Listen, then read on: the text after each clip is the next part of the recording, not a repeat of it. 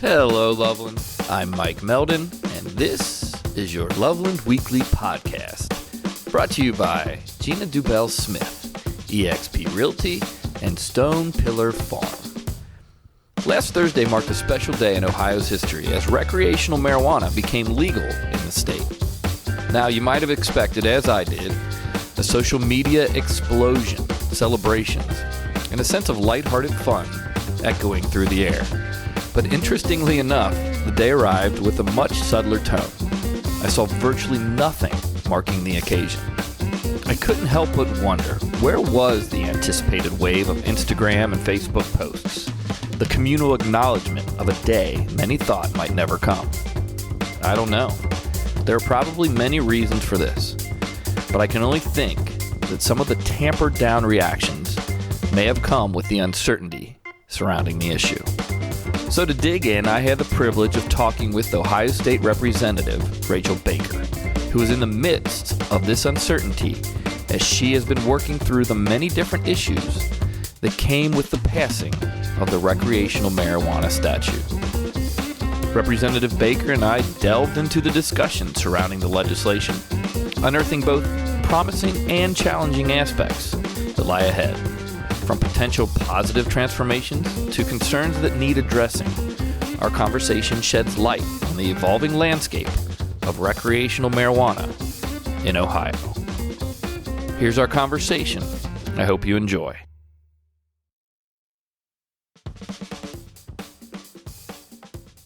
Today is the day, right? December 7th, that Yes. It's officially recreational is legal. But you guys met yesterday for some last minute changes. Is that correct? Kind of correct. Yeah. Okay, good. Well, tell me what's correct. It's legal today. So issue 2 that was passed by voters 1 month ago. It took a month to go into effect. So November 7th, we had our election. So December 7th today. It is legal the way that the issue was passed on the ballot.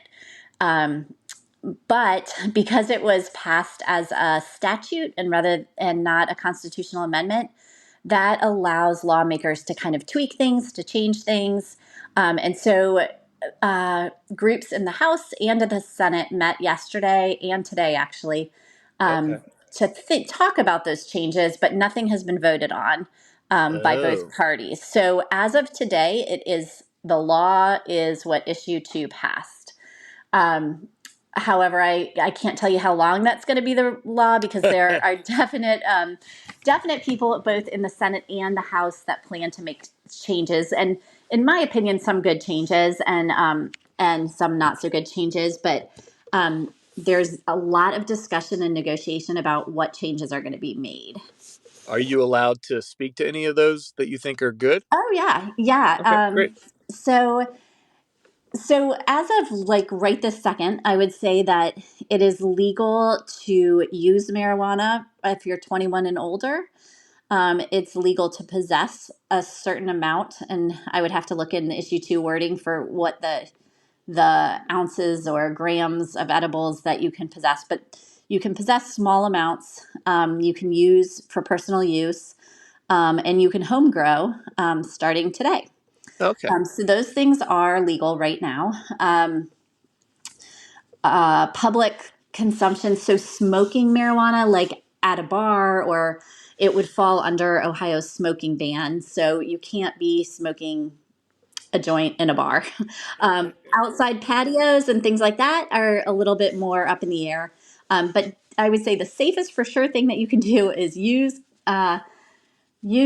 marijuana in your own home in private areas if you're 21 or older, and you can grow up to 6 plants for a single adult, or up to, if you have more than one adult that lives in your household, you can grow up to 12 plants in a household right now. I wouldn't probably invest a ton in that growing, because that's one of the things that a lot of people are talking about. So there was a lot of push in the House and in the Senate to make changes yesterday so that they would go into effect before today. But negotiations were underway, and a compromise and an agreement was not met. So So the law is what it is. But there's a push from the governor. There's a push from lots of people in leadership to get some changes quickly. So I can chat about those changes. Yeah. Um, What are some of the things people are looking for? yeah. So some of the things that I've been, or I would say one other thing that's kind of a problem right now, even under issue 2, is that right now you can't buy recreational marijuana anywhere. Right. So issue 2 gives us 9 months for the legislature to figure out like the oversight of this, to get licenses, to get this up and rolling. So even though it's legal, you can't buy it. So we're kind of in a stuck place right now. Sure. So some of the things we have to work out are things like that, like how licensing is going to work, how this department that oversees it is going to work. But the things I would say specifically that are being discussed a lot, home grow is being discussed a lot. There are some people really against home grow. In the first negotiations, the Senate had taken it completely out, forbidding home grow. The latest negotiations I've seen have put it back in, but at smaller amounts. I've seen something that said 3 plants. I've seen something that says 6 plants total per household. So I think there's going to probably be a compromise. But the latest things I've seen, home grow is back in there, but at a smaller degree than issue 2 passed it. But that's one area that's been being talked about a lot and wouldn't surprise me if it's taken out. Another thing I would say is the taxing of marijuana when it's being sold here. So it's not going to impact us immediately because we don't have recreational Right. dispensaries. But I think issue 2 had a 10% tax that would go towards local communities where dispensaries are located. It would go towards a social equity program that would try to help underserved communities. There have been lots of talk about the taxes. So I've seen lots of increases to the tax. And, there's an interesting thing with that because, more tax gives us more money if we're putting it into good things. But if Sure. we go too high on tax, that's just gonna not help the black market sale of marijuana if we're making it too expensive Right. to Right. purchase legally. Or it's going to push people to go to neighboring states that have legal recreational and small and lower tax rates, and the tax money is going to go to them. So, there's an argument to keep taxes low.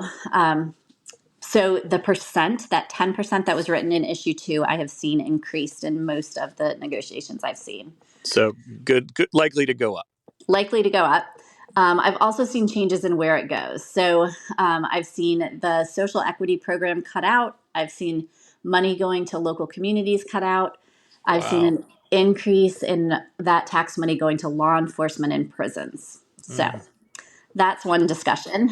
I am definitely for listening to the will of the voters and having this social equity program and having the local communities that agree to host dispensaries gain the tax revenue from them. So I Yeah, am sticking with definitely. issue 2 on that one. Yeah. It seems like, and I guess I have a question here. You said that was eye opening to me, that if it's a statute, that the legislatures have the right to go in and play with it a little bit, right? But Yes. it seems interesting that that I could see, adjusting the tax rate since taxes are in there, but to totally take out the wording of such things, that's legal. You guys, Yes. And legislators, this are is allowed to do that. Yeah, absolutely. And this is interesting. I don't want to get too much in the weeds of this all, but if you remember, we had that August election this year that voted on a former issue one. We were looking at raising the bar of constitutional amendments that they would have to pass by 60% instead of 50%. Right. Yep. And the argument to that didn't pass. So we are still a 50% state. But the argument was that citizens shouldn't just be changing our constitution. They should use statutes. And the pushback that people were saying was, but legally, if citizens pass a statute, the legislator can repeal it the next day. Right. Like a constitutional amendment changes our constitution. A statute can be changed tomorrow by the legislature. So we could get rid of issue two. We could just say no, we don't care that the voters voted on it. And the proponents of raising that constitutional amendment threshold said, but the legislature would never do that. We would never go against the will of the people. And so I was very, very excited to have issue one and issue two on the ballot together, because now we're seeing that play out. Like, is that true? Are you not going to change the will of the people? And Right. so there are some things to tweak. So one thing that's been being discussed, which I like, is that issue two doesn't talk about expungement at all. And we are pushing hard that previous marijuana convictions for low dose possession people should be able to have their records expunged if it's now Yeah. legal. Great And idea. so we are trying to get that added. So that's a change to what the voters voted, but I think it's a good change. It's a It's great not, change. Yeah. it's adding to, it's not changing what they put. So for me, that makes a little bit of sense versus getting rid of programs that the voters voted for, or getting rid of home grow, getting rid of things that were in there that voters voted on. I think is a bad precedent to start. Yeah. Wow. Um, a lot of people are talking that they were thinking, like you said, could they just be getting rid of the whole issue two overall?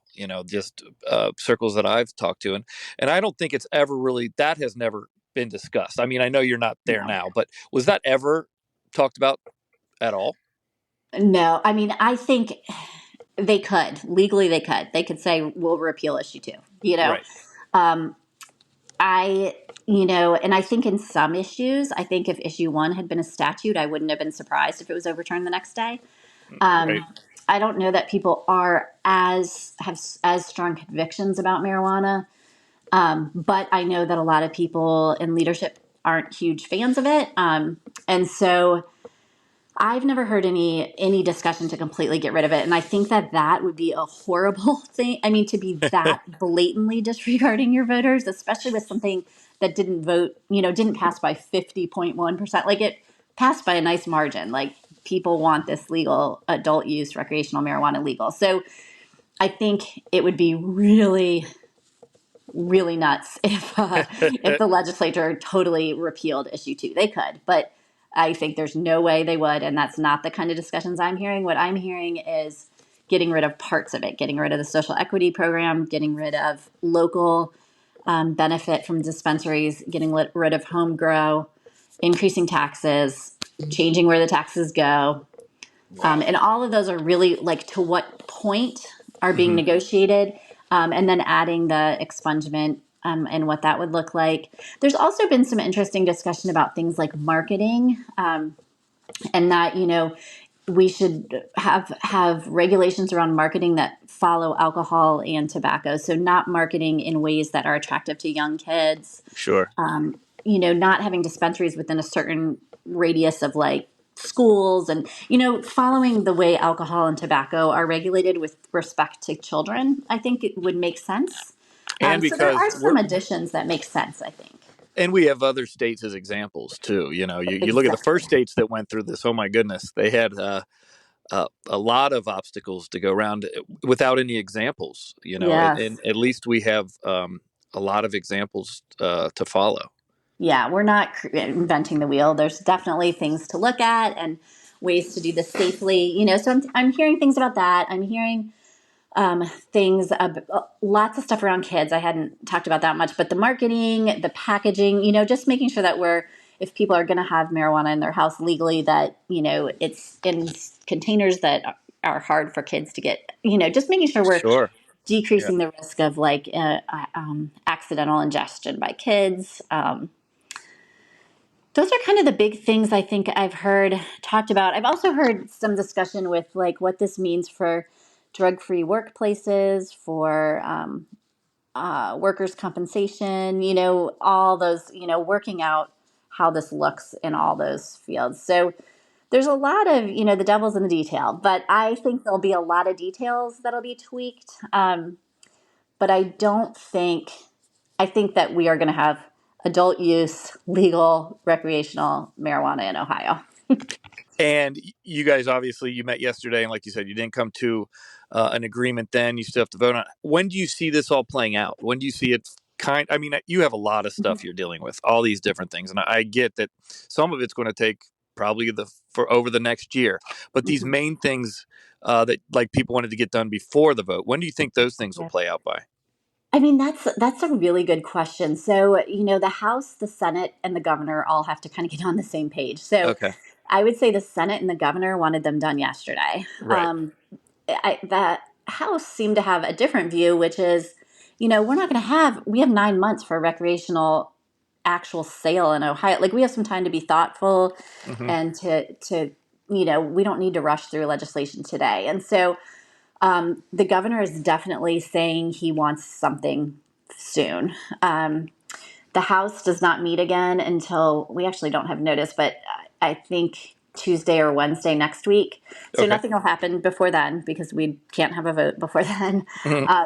But the question will be, does the House even come to some kind of compromise? The Senate's requests were much more conservative and much more restrictive than what the House was looking at. So we have to agree on the same thing. Right.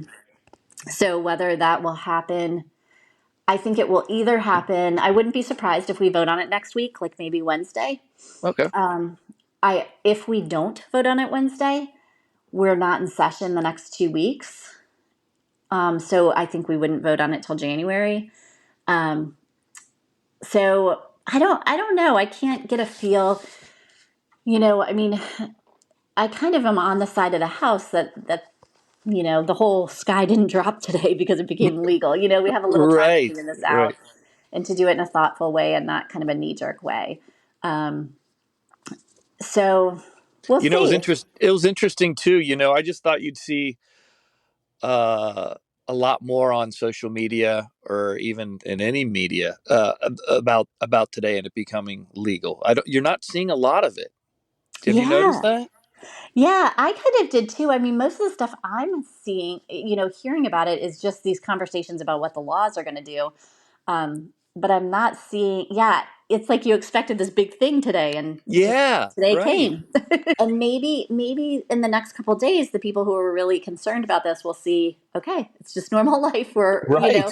and maybe we can take a little time to think about it, be thoughtful and I mean, my response is going to be over and over that there's some areas that I think we could look at the way alcohol, tobacco are regulated in Ohio. We can look at how other states have done things around keeping kids safe, around expungement. Those things make sense to me. They're additive to this bill. Yep. My philosophy is that I wouldn't want to discredit anything the voters voted on. But the hard thing of that is that something is going to get passed. And so sometimes there's negotiations where you're like, okay, fine, we'll cut this, but we saved all this other part. And it Yep. puts you in such a hard place because it looks like you're going, I mean, you are going back on, but your Right. choices are something bad or really bad, It's Um, compromise. That's what it's yeah, all and about. so I don't like going back on anything on issue two, and I Yeah. hope that if compromise has to be made to get something agreed on, that we can get some good things like expungement in there because I think that for people who have a record that's just small amount misdemeanor possession charges to be able to have a clean record and have that makes so much sense now. So I'm hopeful that we can do things like that if we do need to compromise.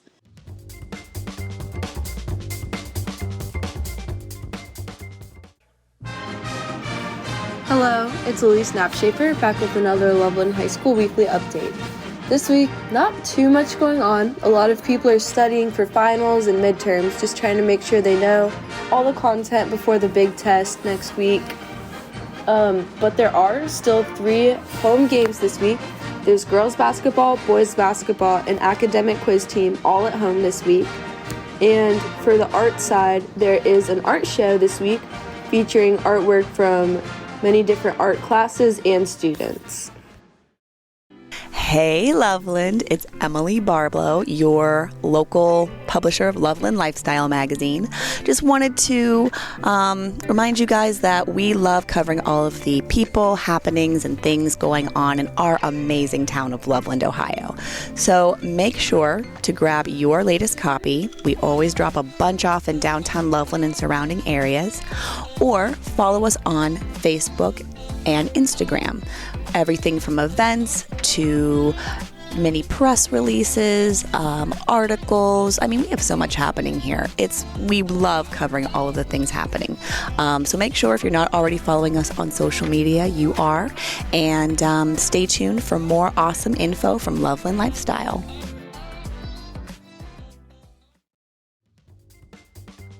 Looking ahead in Loveland. On December 16th, 2023, Loveland once again is celebrating Christmas with its Christmas in Loveland.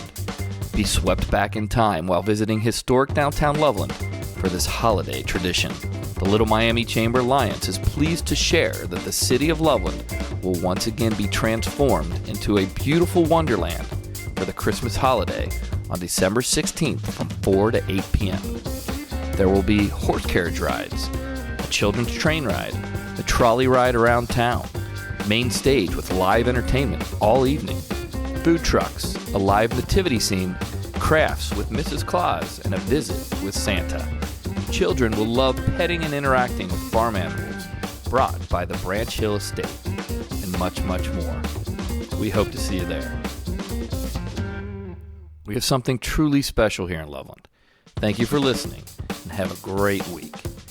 This episode was produced and engineered by myself, Mike Meldon, with the help of On Brand Studios, and recorded at The Grail, a magical place here locally like no other.